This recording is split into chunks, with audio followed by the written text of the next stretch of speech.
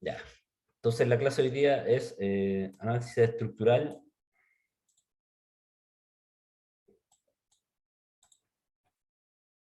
y normas. Entonces el objetivo es repasar el diseño de hormigón armado, revisar las normas, ver el análisis estructural, diagramas de esfuerzo y algún ejercicio de cálculo. No creo que alcancemos todo en esta clase, porque uno de los problemas que siempre tenemos en el curso es que en el nivel con el que llegan de nivel de cálculo y de diseño es dispar. Algunos han llegado con el curso de hormigón, de diseño de hormigón armado es obligatorio para este curso, pero sí nos ocurre que cuando ustedes entran acá, la mayoría no saben calcular todavía, ¿ya? Saben resolver las preguntas que le hicieron en las pruebas, y si le hago una pregunta tipo prueba, van a responderla. Pero si les pido diseñar cualquier cosa más o menos básica, hay algunos que las van a resolver y otros que están muy perdidos y pasan semanas y no pueden resolverlo. Entonces, por eso vamos a hacer un ejercicio con tiempo para que vamos repasando los conceptos básicos. Y después, revisión de normas, ocurre algo similar. Se supone que todos ya vieron el ACI para poder diseñar, para llegar a este curso, pero no sé si todos, dejen ver la lista. Eh, ¿Todos tomaron el curso de diseño sísmico ya o no? Yo lo estoy cursando en este momento. Igual. Ya, entonces están en el curso de diseño sísmico. ¿En qué etapa están del curso de diseño sísmico?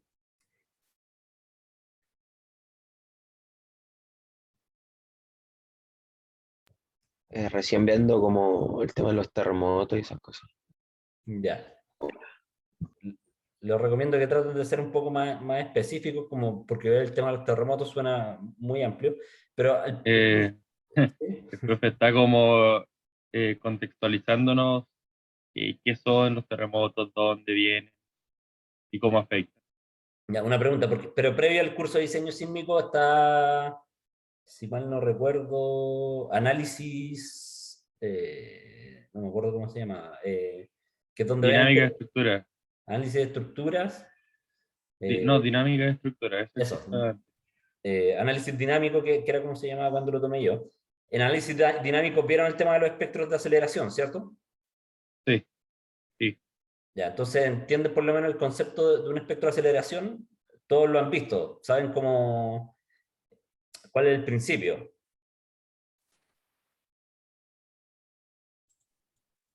Sí.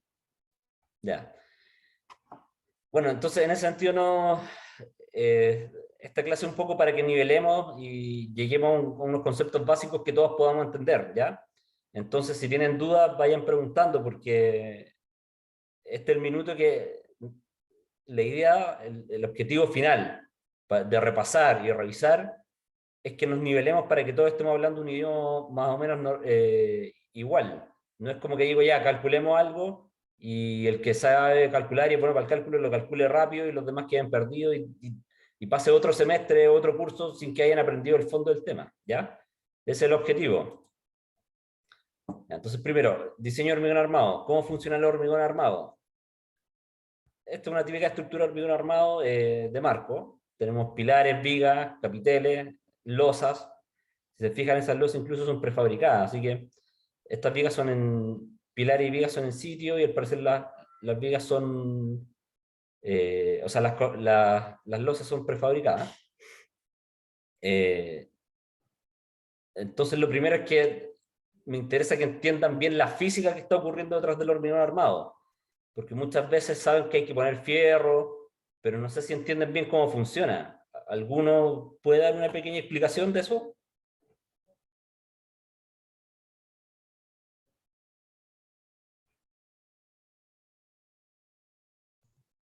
¿Cómo funciona qué? ¿El fierro en el hormigón?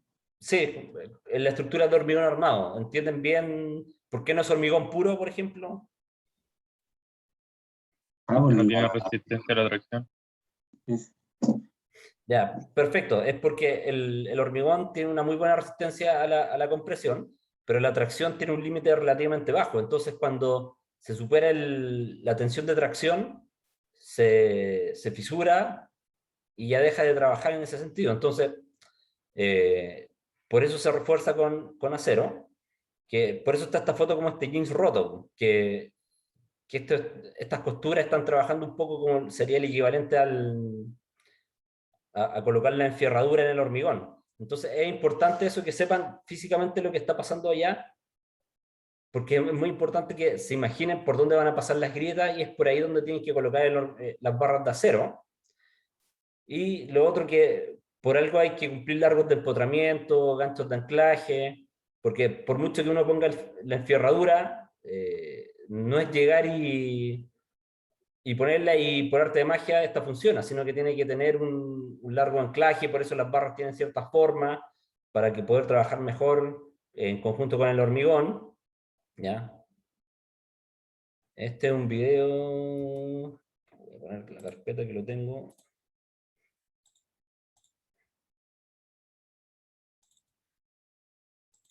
Debe ser esto. Entonces, para que no perdamos el fondo.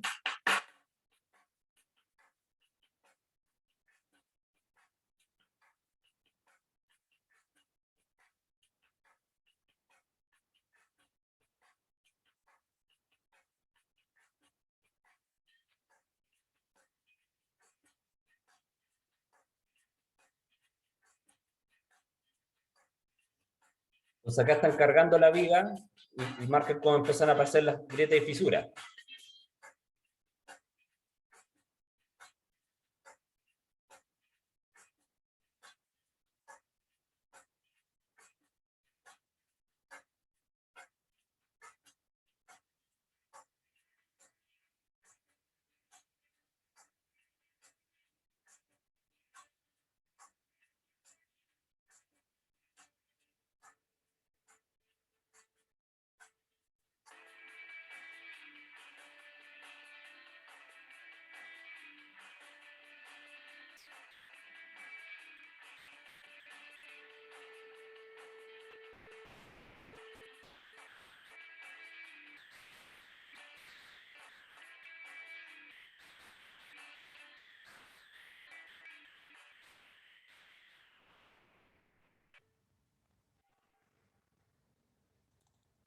Ya. De repente parece una tontería que les muestre estos videos porque puede ser más o menos obvio, pero como les digo, en general las conversaciones de todos los años, los alumnos no tienen distinto nivel de comprensión de la materia. ¿Ya? Entonces lo que tenemos acá es que tenemos un área de compresión y un área de tracción. Todo lo tienen bastante claro el curso de diseño de hormigón armado, ¿cierto? Sí, Sí, sí. Ya, lo que pasa que me interesa mucho de que sean bastante sinceros y si yo les doy un problema, un ejemplo de cálculo como esta mesa, ¿son capaces de calcular las enferraduras que se necesitan para que la losa y las vigas estén cumpliendo las normativas?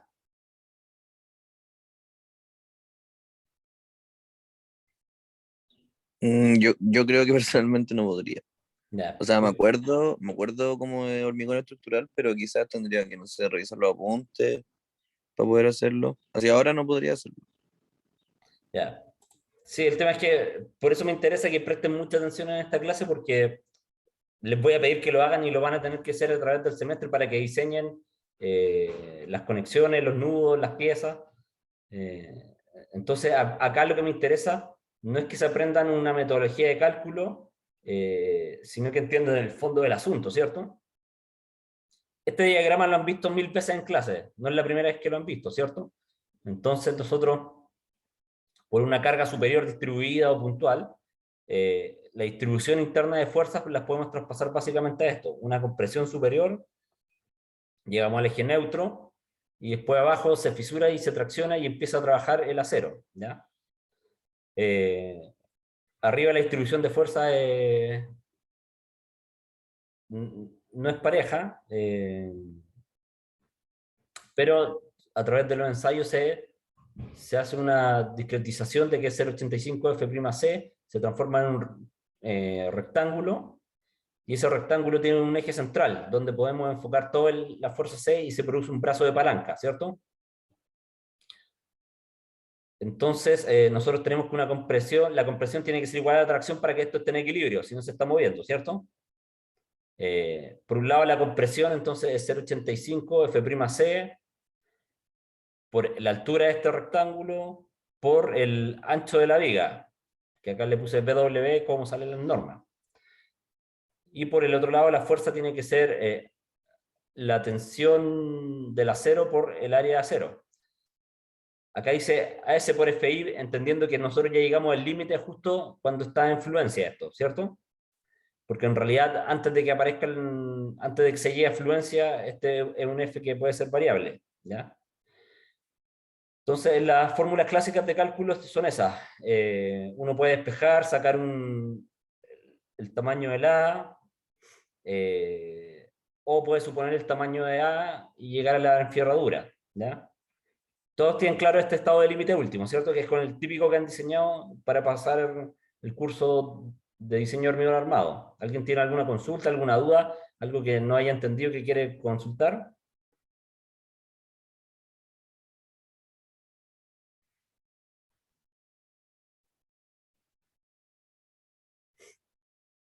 Ya, perfecto. Estas fuerzas que nosotros tomamos acá están con estado de límite último, o sea, con el acero ya en fluencia. Para el diseño, moviendo todos estos factores, nosotros tenemos un momento nominal que resiste la pieza, que es el área cero por FI, por el brazo de palanca D, que el brazo de palanca D es desde acá arriba hasta el eje de la enferradura, menos A medio, que es la altura de este rectángulo, que es la variable que siempre nos cuesta más encontrar, ¿ya? Esta es la que enreda siempre el cálculo por estado de límite último. Y hay factores de reducción para no llegar justo al límite de los esfuerzos, ¿ya? Que en el caso de flexión pura es 0,9, pero si esto trabaja con flexo-compresión, ese valor puede ser menor. Acá veamos el caso fácil que es solamente flexión pura. Entonces, por un lado está el estado de límite último, pero ustedes entienden que hay un límite de tensión admisible también, ¿o no? No sé si en sus cursos de diseño alcanzaron a revisar esto.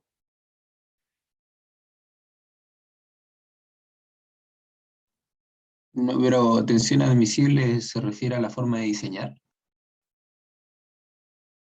Sí, ya. Lo que pasa es que en hormigón es poco común que trabajemos con tensión admisible, pero en diseño de acero, ya tuvieron todo el curso de diseño en acero, ¿cierto? Sí, por mi parte sí. Ya. Si se acuerdan la norma de acero, que es la ANSI AISC 360, siempre en el cálculo uno partía escogiendo ASD o LRFD. Este de acá es el estado límite último LRFD y este de acá es ASD. Para el diseño de LRFD lo que uno es el momento de cálculo lo amplificamos por ciertas probabilidades de carga, ¿ya? La carga muerta por 1,2, las cargas vivas por 1,6 y va dependiendo del estado límite de la combinación de carga en que estemos trabajando, porque a veces el 1,6 puede ser 1,4, dependiendo de otras combinaciones. Pero en tensión admisible lo que nosotros hacemos es trabajar con las cargas reales que hay, o sea, no amplificamos la carga muerta, no amplificamos la carga viva, y en lo que se hace es, el factor de seguridad se aplica a la tensión admisible del acero, ¿ya? En general, los métodos son equivalentes. El tensión admisible es más conservador para cuando la carga muerta, no, cuando la sobrecarga no es 4 veces mayor a la carga muerta, ¿ya? Que es la mayoría de los casos estándar.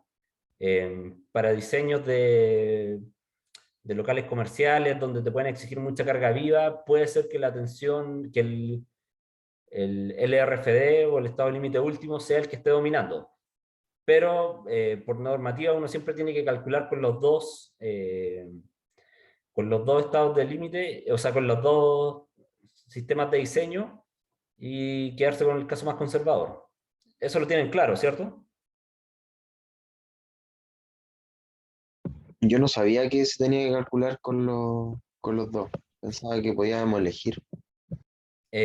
No, en general tienes que escoger con los dos. Después cuando pasemos a las normas, les vamos a echar un ojo un poco más rápido. O sea, vamos a ver el punto en donde está. Ya. Contenciones admisibles se mantiene un poco lo mismo, ¿ya?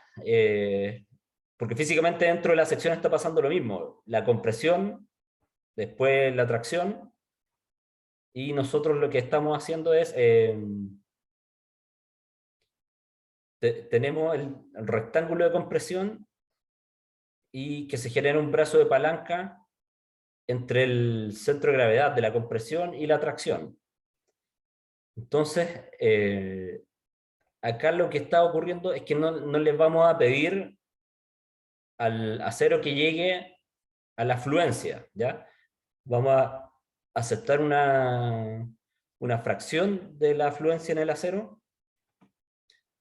En ese sentido, esto es para controlar las grietas, porque cuando nosotros llegamos acá a la fluencia, entienden que la sección ya está bastante exigida, que por eso es que vimos el video. ¿Ya? ¿Entienden ahora por qué vimos el video, cierto? Sí, sí. Acá cuando llegamos a la fluencia, esto está lleno de grietas, ¿cierto? Pero pasa que cuando tú estás en tu casa, no quieres que esto cumpla todas las normas, pero está grietado, ¿cierto? Entonces, por eso Sí, sí. nosotros... Dime. No, te estoy diciendo que sí, no. Ah, ya. Entonces, lo que nosotros... Está este método de tensiones admisibles, que, por decir un factor, acá nosotros amplificamos las cargas vivas por 1,2. La carga muerta por 1,2, la carga viva por 1,6. Y se le aplica un factor de seguridad de 0,9 al FI. Acá las cargas no se amplifican y se aplica un factor de seguridad de 0,6 FI, ¿ya? Pero este factor es un estándar máximo que tú puedes reducir, porque por experiencia nosotros sabemos que esa tensión admisible en el acero, 0,6 FI, 0,6 de 4200 es 2520, ¿ya? Pero a nosotros, por ejemplo, en las vigas nos gusta diseñarla con una tensión admisible de 2000, porque con eso sabemos que controlamos las deformaciones y el tamaño de grieta, ¿ya? Entonces lo que nosotros es fijamos la tensión que queremos en esta barra, y con esa hacemos el diseño, ¿ya? Entonces el momento lo sacan de cálculo, los otros factores se conocen, y el D siempre está en aproximadamente 0,85, 0,9 D. D ya dijimos que es la distancia entre el borde y el centro de la barra, ¿ya? Entonces esta es una forma de diseño en que tú bajas la tracción y te ayuda a controlar la deformación, ¿ya? ¿Entienden bien cómo está trabajando físicamente esto, no? Siempre me complica hacer esta clase por internet en particular, porque en terreno es fácil explicarles lo que está pasando físicamente. En cambio acá me cuesta agarrar piezas,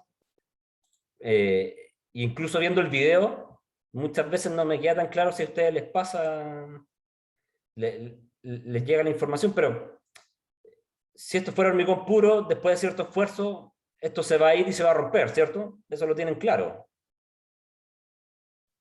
Sí. Entonces, Sí, pero está la oye, barra acá, que hay un efecto físico que es brazo de palanca por fuerza. Y eso lo igualamos a los momentos de cálculo. Quédense con ese concepto, brazo de palanca por fuerza, ¿ya? Ya. Revisé esos dos casos porque nosotros para los prediseños siempre vamos a ocupar tensión admisible, que nos sale más rápido. y después alguien con calma tiene que ir haciendo todas las combinaciones de carga y la verificación por los dos sistemas. Pero para un prediseño de estimación de cuantía de ferradura, siempre el tensión admisible a nosotros nos funciona más rápido. Ya. En el sentido de la clase era repasar el diseño de hormigón armado. Espero que a todos les haya recordado un poco. Como les digo, les voy a pasar un ejercicio de cálculo. La idea es que se sienten y lo desarrollen y me vayan consultando, porque nosotros no queremos ponerles nota, lo que queremos es que nos nivelemos todo para que lleguemos a un nivel básico de poder diseñar a una velocidad y no tener que esperar 1 o 2 días para obtener los datos de cálculo. ¿Ya? Ya, después pasamos a la revisión de normas. Nuestros diseños están regidos por distintas normas. Tenemos normas de diseño, como diseño estructural, cargas permanentes y cargas de uso, la 1537 del 2009. No sé si ya han trabajado con estas normas en algún otro curso de diseño. ¿Alguno ha revisado alguna vez esta, por ejemplo, las cargas permanentes y cargas de uso? En hormigón las pasaban. Hormigón Ya. estructural. Perfecto, porque acá cargas permanentes y cargas de uso lo que hace es establecer las cargas mínimas probables que pueden ocurrir en distintos tipos de edificios. Entonces, ocurre que si voy a diseñar una biblioteca, están definidas qué cargas voy a ocupar para pasillo, qué cargas voy a ocupar para zonas de almacenaje de libros, ¿ya? Pero estos, de nuevo, son cargas mínimas que uno debe cumplir y hace referencia a cargas probables dentro de un recinto. Ustedes también tienen que aplicar el criterio para ver si esas cargas realmente se pueden ocurrir en ciertos recintos, ¿ya? Después vamos a ir mirando porque tengo como un resumen de cada una. Las voy a nombrar rápido. Después está sobrecarga de nieve, que es la 431. Acción de viento sobre las construcciones, que es la 432. Diseño estructural, disposiciones generales y combinaciones de carga. Que esto fue lo que el compañero dijo que él no sabía que había que diseñar con todas. Después le echamos un ojo.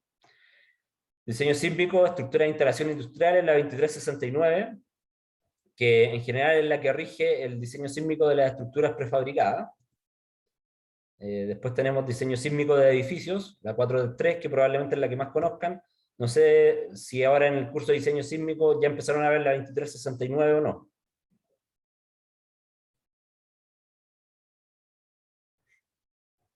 Si no, acá vamos a repasar los primeros puntos que tienen que ver con prefabricados. Hay ciertas definiciones, cierto tipo de conexiones, exigencias mínimas que tienen en particular elementos prefabricados, cómo se unen.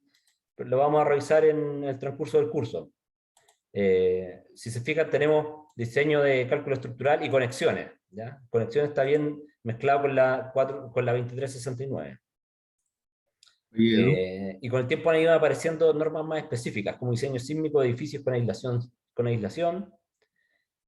Entonces estas son normas de diseño. También tenemos normas de materiales del hormigón armado en la 430, que es una norma bastante corta, que básicamente a uno lo deriva a la CI 318 con algunas correcciones particulares para Chile. Y por eso acá tengo normas internacionales, que también nos apoyamos bastante en ellas para el diseño.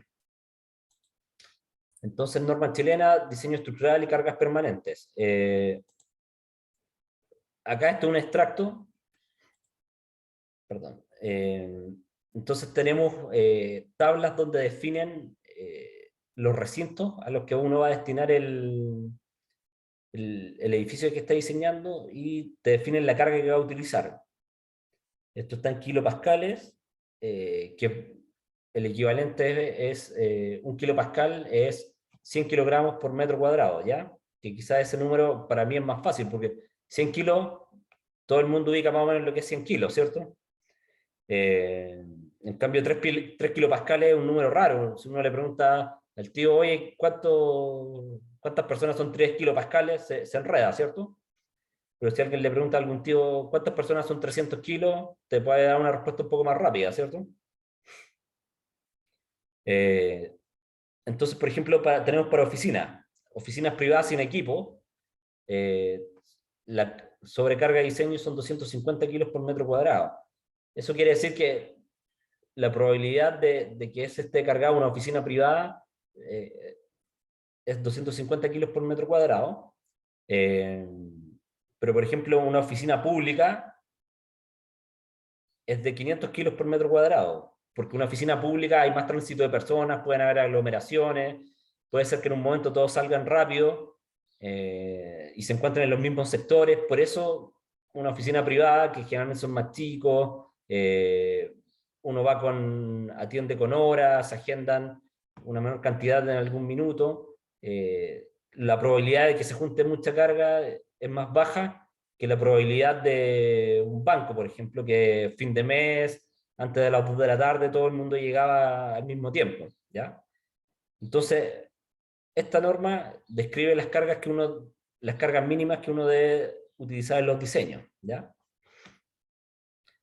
Se las presento porque después, cuando vamos haciendo ejercicios de cálculo, tienen que venir a estas normas y revisar los valores, ¿ya? Esta es una norma relativamente cortita.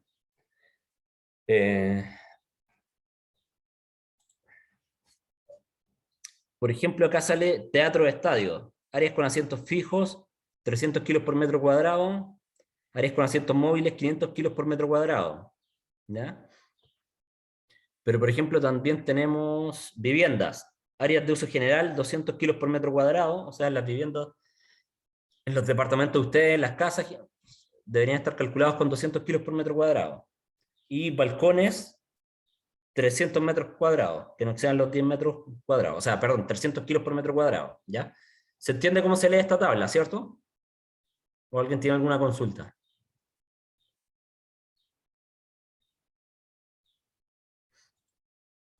Ya, pero como les comenté, estas son cargas mínimas que uno debe considerar. Pero, por ejemplo, este es un balcón, puede ser un restaurante, algo por el estilo, y de repente todo el mundo se juntó en un solo punto para la foto, en este caso. Parece que era una foto, ¿cierto? Entonces, toda esta carga repartida funcionaba bien, pero llegaba un punto en que todos se concentraron por una foto y entonces el diseño estaba pensado para una carga distribuida y no que todo el mundo se juntara. Entonces, lo que les quiero transmitir con ese video es que uno también tiene que entender lo que está haciendo, ¿ya? Oye, Eduardo, ¿Sí? pero en el caso del video como que no falló la losa, lo que falló fue como la conexión, no hubo como funcionamiento, la losa quedó igual. Sí, lo más probable es que esto no es hormigón, eran vigas de acero con un deck de madera, y es lo que debe haber fallado en la conexión viga-pilar. El tema es que tú, para diseñar la conexión viga-pilar, por un lado están estas cargas, ¿ya? Entonces, yo no sé si es difícil que en las clases le entre todo, pero de una de las cosas que le he repetido a don David es que uno tenga diseños que tengan redundancia estructural, y que si falla algo, hay algo más que lo tome, ¿ya? Entonces, esa terraza en particular debe haber tenido otros problemas de que si falló una viga y falló todo el sistema. Entonces uno quizás debería haber puesto una viga secundaria que le sirviera como apoyo intermedio, diseñar un hombro de apoyo mejor. Hay varias cosas que se están mezclando, pero lo que me interesa es que puede ser que uno acá haya cumplido incluso la norma bastante bien, pero fue un diseño riesgoso porque cuando se fue de una, ¿ya? Entonces, lo que quiero transmitir con esto es que las cargas de la norma son estándares mínimos que tú debes cumplir, pero aún así detrás hay un criterio tuyo que tienes que utilizar para el diseño, ¿ya? Yo puedo cumplir todas las normas y algo igual se puede caer, y eso no me exime de la responsabilidad, ¿cierto? Así Eso lo es. tienen claro, ¿o no? Sí. ¿Sí? Ya. Es bastante importante.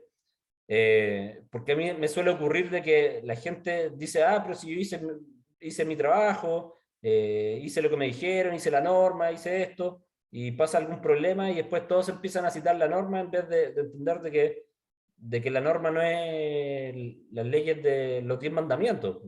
Son pautas básicas que uno debe seguir, y si tú las cumples bien, estás cumpliendo la norma, pero aún así eres responsable de lo que haces, de lo que construyes, de lo que diseñas, ¿ya?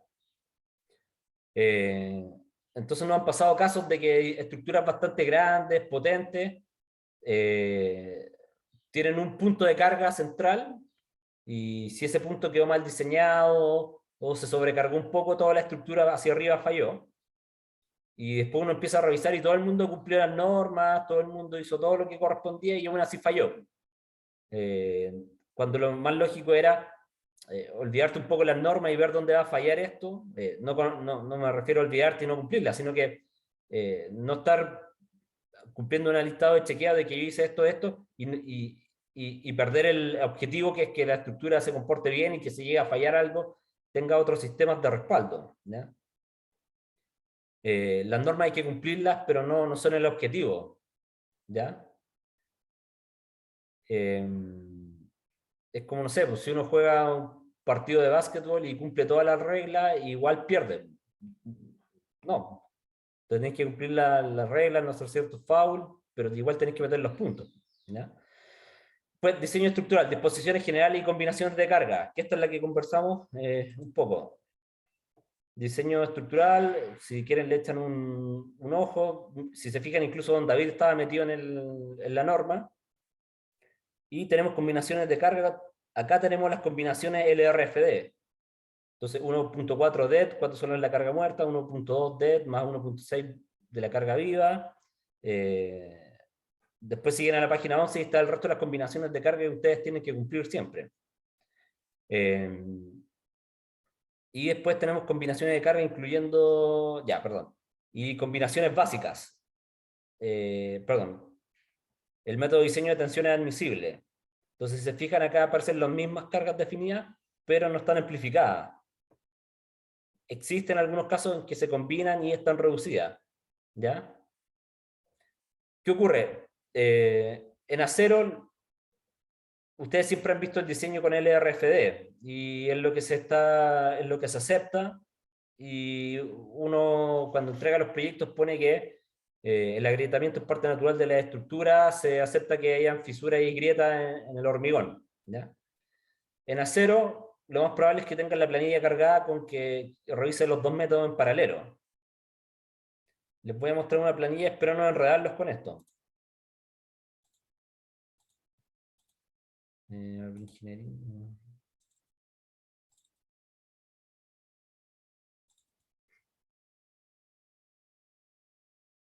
Esta es la planilla tipo... Ay, quizás debería mostrarle otras planillas.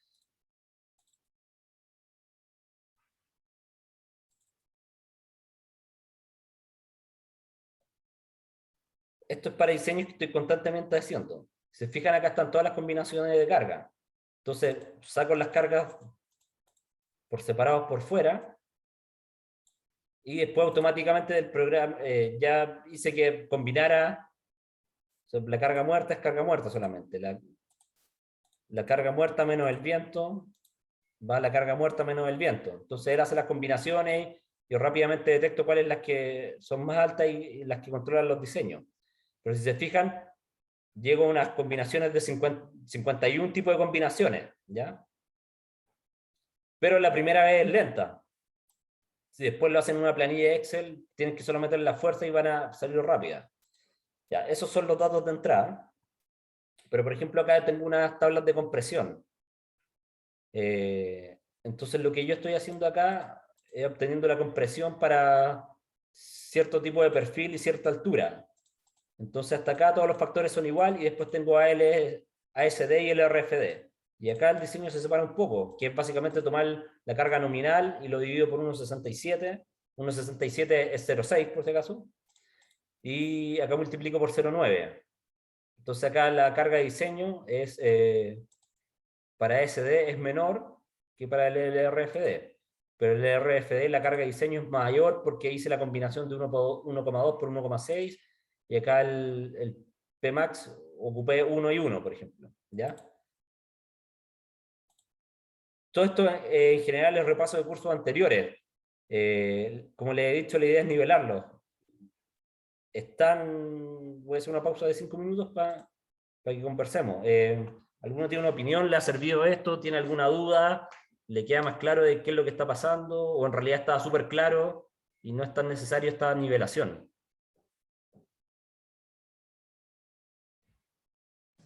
No, yo personalmente me acuerdo haber visto como todas estas cosas, pero aún así no lo domino. Entonces, sí me ayuda.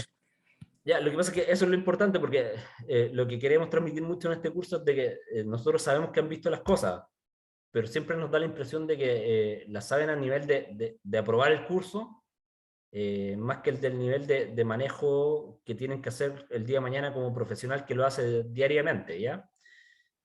Tampoco es tan raro porque a mí me pasaba lo mismo. Lo típico que pasa es que los alumnos de todas las universidades salen a aprender el trabajo real a la empresa, ¿ya? Eh, entonces, en ese sentido, por eso quiero repasar esto para que después que hagamos algunas tareas, ya tuvieron un refresco y pueden ir viendo y teniendo preguntas más puntuales. Ahora, por lo menos ya todos sabemos que si hay que diseñar, hay dos métodos, ASD, LRFD. Les comenté de que mejor los diseños rápidos lo hagan por ASD y después, cuando ustedes trabajen, tendrán a alguien que se dedique a hacer todas las combinaciones de carga y ustedes estarán probablemente en el diseño de conexiones o estarán en el montaje, programación de obra. Tienen que tener alguna idea rápida de cómo calcular, de que si viene una sección que les parece que está un poco delgada, meter un par de cálculos rápidos y poder decir, oye, no me da, por favor revisa esto de nuevo, porque de repente le meten números y si les da y se quedan más tranquilos, ¿ya? La idea es que nunca pierdan eso. Ya, seguimos.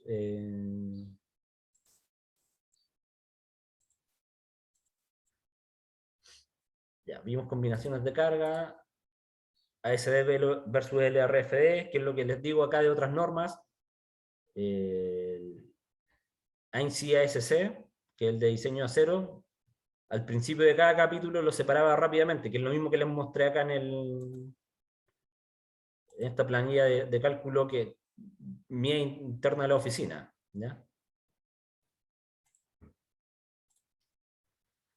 Y esta es la misma otra planilla, que es, estos son los tipos de carga: la carga muerta, la carga viva de techo, la nieve, SR no me acuerdo bien qué es, puede ser empuje de suelo, viento en algún sentido, viento en el otro, sismo en un sentido, sismo en el otro, y la cantidad de combinaciones de carga.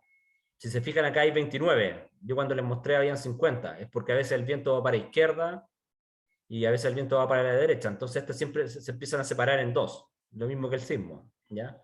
Algunos software los mezclan internamente y otras veces ocurre que el software te suma los peores casos, pero ahí ustedes nunca tienen que perder la sensibilidad de que el peor caso para el momento no muchas veces es el peor caso para las compresiones. Entonces, cuando uno diseña flexo-compresión, tiene que ir sensibilizando ese tipo de combinaciones, ¿ya? Por eso es importante que ustedes sepan lo que está pasando y no meter todo en el software y que le entregue el resultado y ustedes digan, ya, dio eso, ¿ya? Después pasamos al diseño sísmico de edificios, que esto es lo que me interesaba mucho. Entonces ya me dijeron que hay algunos que no... A ver, dejen ver de nuevo la lista.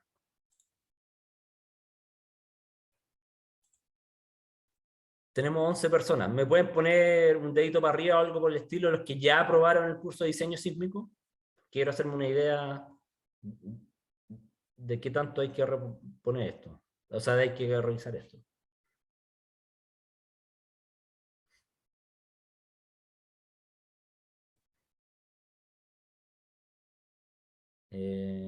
Creo que eran 4 de 10. Ya.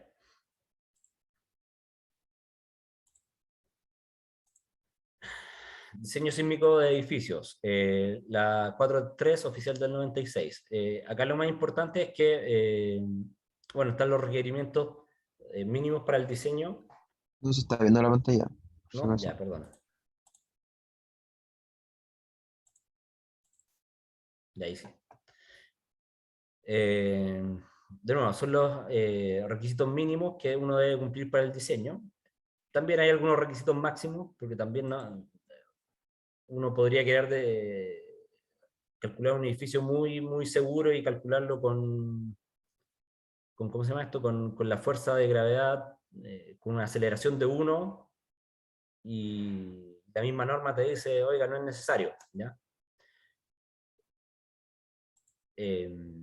La norma chilena, la 4.3, diseño sísmico de edificio, es la, la más antigua, por decirlo ahora, por decirlo de alguna manera, porque es la que se empezó a desarrollar después del terremoto de Chillán y se fue perfeccionando. Creo que la primera versión es del 70, donde David se sabe mejor esos datos, y han ido actualizándola.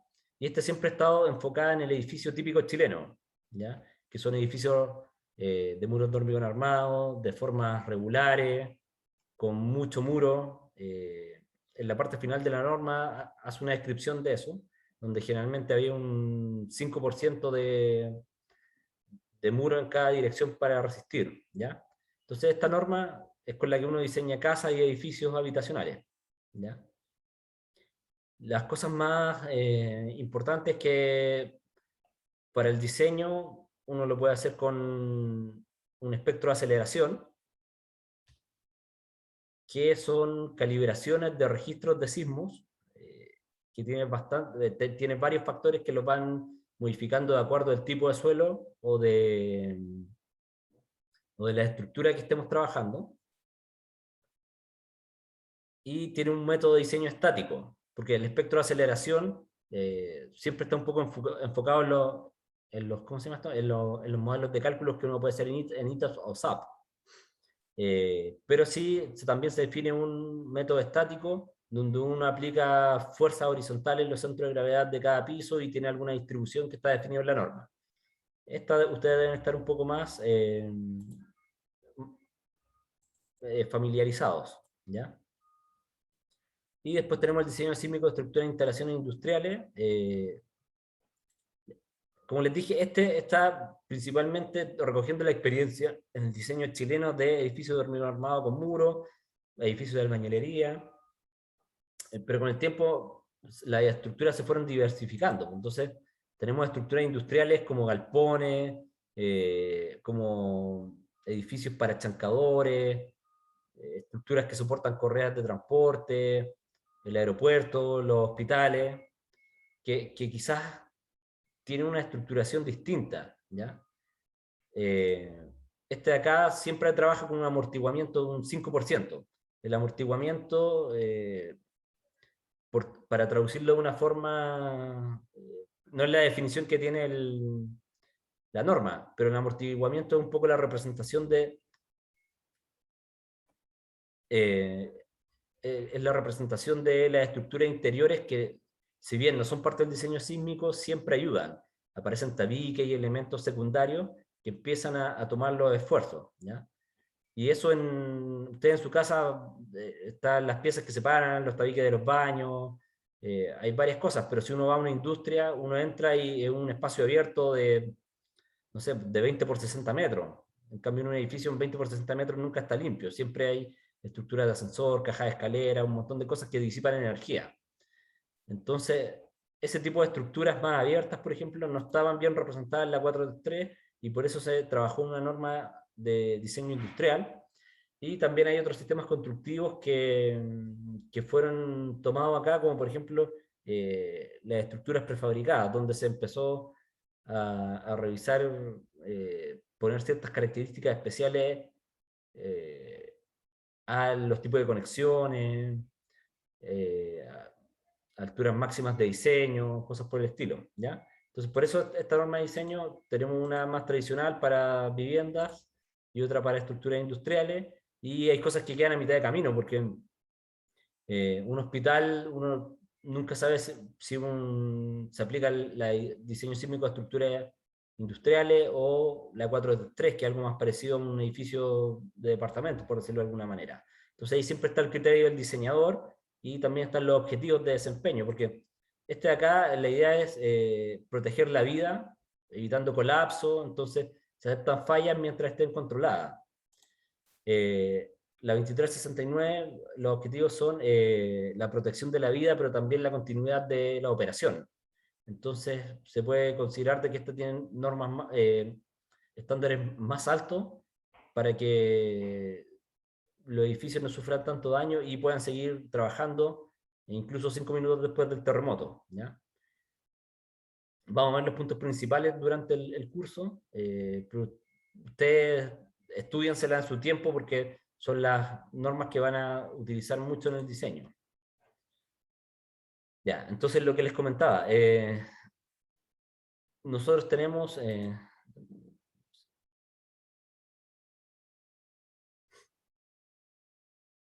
son las 9:37. Sí, yo creo que esto es lo último que vamos a revisar por el día de hoy.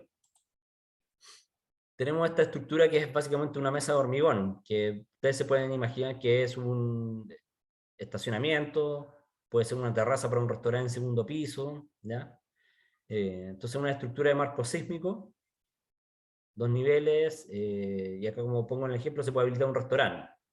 Entonces, como se puede habilitar un restaurante, las cargas y sobrecargas las podemos ver acá. Terraza, estacionamiento, terrazas, pueden haber locales, ¿ya? Entonces, desde esta norma, la 1537, obtienen las cargas que pueden estar ocurriendo acá arriba. ¿Ya? Entonces, si nos metemos a la 433, para la definición del espectro de aceleración, los factores principales son el R y el chi. El R es el factor de modificación de respuesta, que no tiene que ver realmente con un parámetro físico que esté detrás, sino que es una calibración de que para ciertas estructuras que son más regulares, los comportamientos no se necesita diseñar con tanto esfuerzo, ¿ya? ¿Cómo lo traduzco de otra forma? ¿Han visto espectros de aceleración, cierto? Cuando ven estos Sí. ejercicios no les parecen, no es algo nuevo, lo han visto antes, ¿cierto? Sí, se ha visto. Ya, el espectro de aceleración es la aceleración lateral que siente una estructura durante el sismo. Entonces, si uno mide, lo más probable es que la aceleración lateral sea de un G, el máximo, ¿ya? Pero hay ciertas estructuras como esta de que si yo aplico eso estoy sobrediseñando. Entonces con el comportamiento que se ha ido calibrando con el tiempo, ese 1G se divide por 7 en este caso, pero si fuera una estructura de acero, por ejemplo, ese R puede ser 5. Estoy diciendo cualquier número, no real. En la 433 y en la 2369, ese R para hormigón es 5, pero para acero puede ser 3. Y dependiendo del tipo de conexión, porque hay conexiones que son continuas, las conexiones húmedas, que tienen un mejor comportamiento que las conexiones soldadas, que fallan frágilmente, como lo vimos en este caso. Se fijan que esto falló sin avisar, ¿cierto? En cambio, una estructura de hormigón continuo como esta, cuando empezó a fallar, no falló de una, avisó, aparecieron grietas, se deformó. Entonces, los espectros de aceleración SOR son básicamente eso, es decir, mira, hay estructuras que son continuas, de forma más regular, que te van a avisar, entonces no necesitamos un espectro de aceleración tan cercano al que está medido en terreno, se reduce en 7. Estructuras que quizás tengan un tipo de conexión más, con fallas más frágiles, que tengan ciertas discontinuidades, ciertas formas un poco más, que no sean capaces de disipar energía, quizás debemos ocupar un espectro que no esté tan reducido y esté más cercano al real. Ya. Ese es el objetivo más o menos del R. Como les digo, no es algo que venga de una ecuación, son calibraciones que se fueron haciendo con el tiempo. Entonces pasa que este tipo de estructuras, en la NSH 4.3, si uno se mete, R es 7, y el amortiguamiento es 5%, porque todo es 5%. Si para esta misma estructura diseñamos la 2369, el R es 5, que es el R máximo, y el chi es 2, porque no hay tabiques estructurales que estén incorporados al sistema, ¿ya? tienen que estudiar ustedes la norma para que vean el detalle de cómo lo escogimos. Si lo único que quiero mostrar los parámetros y cómo van afectando. Entonces, de nuevo, la 433 es acá están las tablas R. Entonces tenemos distintos R para aceros estructurales, si están en marcos, si están en paño de arrastrado, para madera, albañilería confinada, y en hormigón armado es 7. ¿Ya? Si se fijan acá, esto se mueve entre el 2 y el 7. Si hacemos este mismo ejercicio, y el chi siempre es 5. Si hacemos este mismo ejercicio para la 2369, el R se mueve entre el 1 y el 5. Y generalmente el 5 es para estructuras de hormigón armado. Estructuras que quieren permanecer elásticas. El 1, o sea, quiere decir que le aplico el sismo sin ni una reducción, ¿ya? Cosas como el metro pueden tener un R1, ¿ya? Dependiendo de la definición que quiera el dueño del edificio, porque obviamente una estructura con un R igual 1 tiene conexiones y secciones más fuertes, entonces es un edificio más caro. Pero hay veces que lo que hay adentro o lo que está produciendo es de tanto valor que no puede parar nunca, ¿ya? Y las razones de amortiguamiento van variando dependiendo del tipo de conexión, el tipo de material y lo que haya, si tiene elementos interiores o no, ¿ya? Entonces, estructuras de hormigón armado y albañilería, el chi es 5 porque tiene bastantes cosas para disipar energía, pero un marco de acero soldado, el chi es 2 porque como un marco no tiene elementos interiores, entonces tiene bastantes deformaciones, ¿ya? Ya, y acá lo que hice fue, para estos mismos parámetros, aparte consideré un tipo de suelo 2 o B, que es grava, la típica grava de Santiago entre el río Maipo y el río Mapocho. Entonces, acá yo tengo el espectro de aceleración elástico. Este tiene que ser este de acá es de la 2369, ¿ya? No apliqué el R.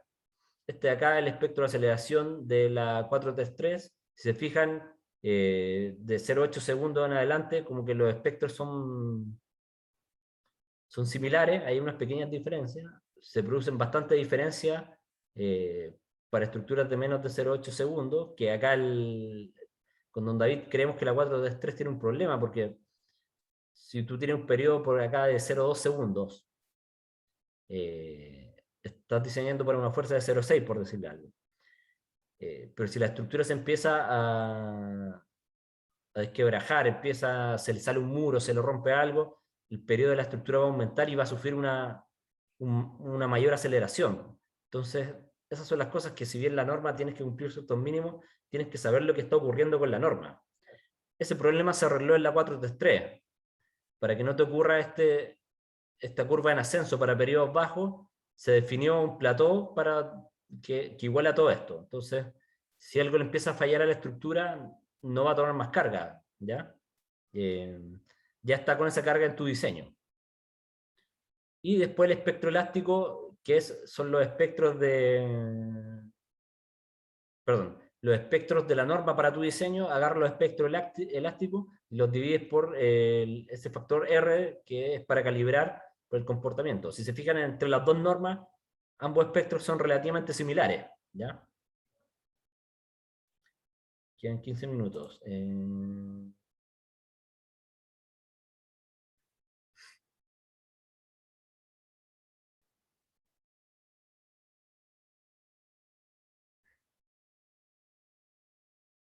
Ya, lo que pasa es que como quedan 15 minutos, les quiero colocar una pequeña tarea. Que es que empecemos a meternos en el espectro de diseño. Ya, este es efecto del espectro de diseño de la 2369 en estructura. Este es un galpón tipo, que tiene pilares prefabricados, una cercha reticulada superior, y acá una foto interior de cómo se ve esto.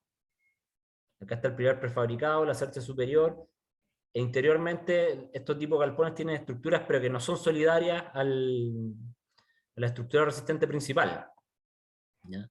Entonces esto de acá no cuenta para la resistencia ni va a afectar cómo se comporta nuestro edificio, por qué no le está agregando más al sistema, ¿ya?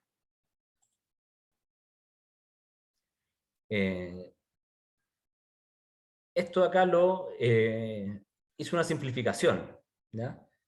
Modelé solamente el pilar y agregué toda esta masa en la punta, ¿ya? Y este es para ejemplificar el periodo que tiene esto, ¿ya? Entonces, esta estructura en general, con esta simplificación, nos da un periodo de 0,3154, ¿ya? Ocupando en una zona sísmica 3, que es la zona costera, un tipo de suelo 4, que es el peor tipo de suelo. Cuando nos metamos en la norma, como es estructura prefabricada que está trabajando en voladizo, el R que te sugieren es un R3. Si trabaja como marco es 5, porque tengo más nudos donde resistir, pero como está empotrado solo en la base, este tipo de conexión de acá no está generando unión de momento, entonces solo resiste como pilar empotrado. Te dice la reducción que puede aplicar al espectro de aceleración no es tan grande, y un Chi2 el amortiguamiento, porque no hay mucha estructura donde resistir. ¿Ya? Oye, disculpa. ¿Sí? Con esa forma de diseñar que ocupaste, ¿qué pasa con el momento que transmite la cercha? Lo que pasa es que ahí es cuando tú tienes que no transmitir momento con la cercha, ¿no? Pero Se supone que ahí se rotula, ¿o no? ¿Pueden repetir la última pregunta? ¿Cómo? que si Se se supone ve- que ahí hay una rótula. Sí, ¿no? lo que pasa es que si se fijan, de hecho, esta estructura viene, y acá se pega un bajón. Porque tú para lograr una unión de momento ahí necesitas altura para lograr un brazo de palanca, ¿no? Claro. Y de hecho ahí como que esa viga, el momento como que lo lleva escalonado. Se supone que eso se hace con una viga enrejada, la cercha. Pero, no sé si te entendí bien, pero no es tanto eso. Lo que pasa es que siempre me aparece la barra. Si viene la cercha acá, se empieza a generar un par de fuerzas acá. ¿Ya? Hay brazo de palanca.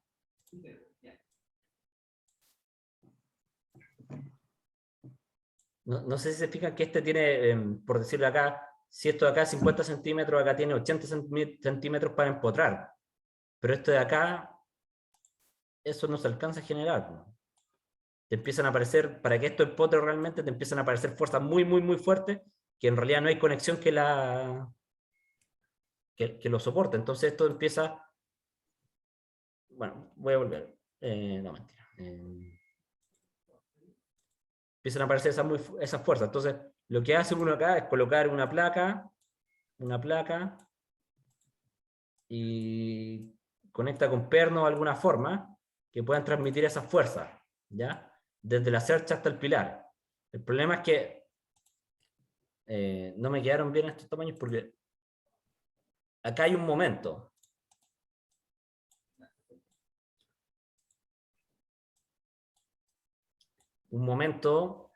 Y este momento acá es similar, pero sí le ocurre el problema de que el brazo de palanca, este momento de acá, para transmitirlo en estas dos fuerzas, es el momento dividido por la distancia esta. Para transmitir en estas dos fuerzas este mismo momento, pero dividido en esta distancia que es menor. Entonces acá te empiezan a aparecer unas fuerzas muy grandes. En realidad esas flechas que dibujé no son así, sino que empiezan a ser más grandotas. Empiezan a ser así. ¿Ya? Entonces físicamente no puedes colocar una placa que resista estas fuerzas tan grandes. ¿Ya? Entonces lo que termina pasando es que no genera este par de fuerzas. Lo que termina haciendo, voy a hacer un zoom en este mono, es que tú colocas solo una placa, colocas una placa con un conector de corte, cosa que esas fuerzas no se produzcan, sino que lo que se produce es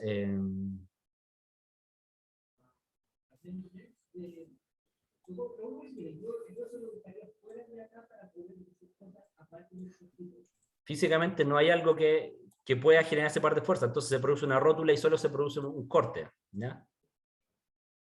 Eso pasa por eso. Entonces, esa pregunta es buena en el sentido de que las estructuras se comportan como, no como uno las diseña, sino que como uno las construye, por decirlo de alguna manera. Entonces yo acá, lo que se hizo fue, se redujo la cercha y se colocó una unión solo de corte, ¿ya? No tenemos el detalle específico del pilar acá para que lo veamos más en detalle, pero si lo agrandan se fijan que el pilar tiene un pequeño sacadito y es porque es un hombro de apoyo, ¿ya? Después acá aparecen otras piezas de conexión, pero era básicamente para formar la canal, ¿ya? Por eso tomé este caso y lo modelé así como un pilar empotrado y le puse una masa acá, que en realidad lo que hice fue ubicar esto, el peso de cada pieza, el peso del techo, el peso de las costaneras, lo agregué como una masa puntual ahí. Con eso saqué el periodo y lo apliqué en este espectro de aceleración, ¿ya? Lo que me interesa ahora que queda muy poco tiempo es dejarle una tarea, ¿ya? Me interesa que nos metamos en la norma y empecemos a revisar qué son los parámetros y los factores, ¿ya? Entonces me interesa si pueden, dejar ver si tengo tarea.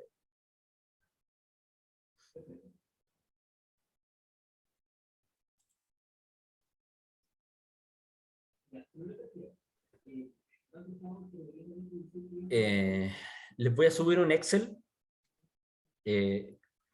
con el nombre de cada uno de ustedes para que me agreguen el espectro de aceleración de un, ¿cómo se llama esto? De un ejemplo, la norma, la 2369, R3, Chi 2, zona sísmica 3, tipo de suelo 4, importancia 2, ¿ya? Entonces les voy a subir un Excel con el nombre de cada uno en alguna posición y voy a subir mi espectro para que no estén tan perdidos. Acá no me interesa si lo hacen o no, me interesa más que se metan en la norma y empiecen a ver cada uno de estos factores y cómo se hace, ¿ya? Entonces, la próxima semana lo podemos revisar rápido, me lo van mandando y los que tienen dudas después me pueden hacer preguntas más específicas, ¿ya? Ese es el objetivo. ¿Se entiende? Sí, o sea, solamente ir ajustando los parámetros, ¿no? Sí, lo que pasa es que en mi caso ocurre lo siguiente, como el espectro de diseño uno lo ocupa siempre, también tengo unas planillas con todos los espectros de diseño. El cálculo no es muy complejo, entonces el espectro de aceleración con la 2369. Entonces es básicamente que me pueden entregar el periodo versus la aceleración, y vamos a hacerle una tabla así, ¿ya? Pero yo les voy a subir un Excel, cosa que automáticamente esté detectando cada uno de los suyos, y vamos comparando cómo les da. Lo que me interesa básicamente es que se lean la norma, vean qué es cada una de estas cosas, y lo podamos graficar rápidamente, ¿ya? Entonces yo ahora en la tarde les voy a subir el Excel. Ustedes estudiense la norma de cómo se va completando, pero lo voy a revisar rápido.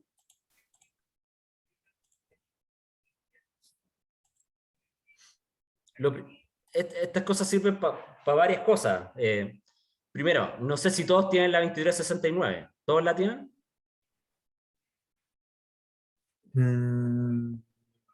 Creo que sí, yo lo tengo.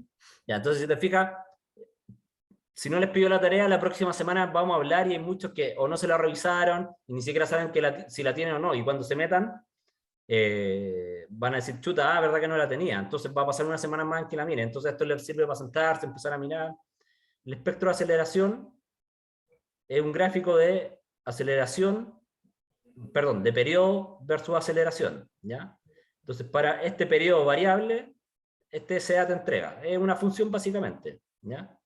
Entonces, lo que tienen que hacer es un gráfico con esta función. No es muy complejo, deberían demorarse en general la función 10 minutos en Excel, el tema es que van a tener que ir revisando la norma, entonces probablemente estén una hora y media mirando la norma para entender bien qué es cada cosa. Entonces se los recomiendo que lo empiecen a hacer el viernes de 2 a 4, que es el horario que tenemos asignado para la ayudantía, lo tomen como horario personal y les van a ir saliendo varias consultas, ¿ya?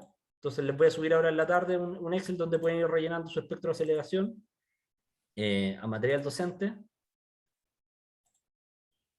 Y como les digo, los parámetros se los voy a cambiar para que no sea lo mismo que el año pasado, pero la 2369, un R, les voy a marcar este mismo cuadrito en el Excel para que le echen un ojo y vayan viendo cómo lo grafican, ¿ya? Eso me interesa, más que nada que se sientan el viernes un par de horas y empiecen a echarle un ojo a la norma. Yo creo que por ahora dejamos la clase hasta acá. ¿Alguna consulta final? Eduardo, entonces la tarea sería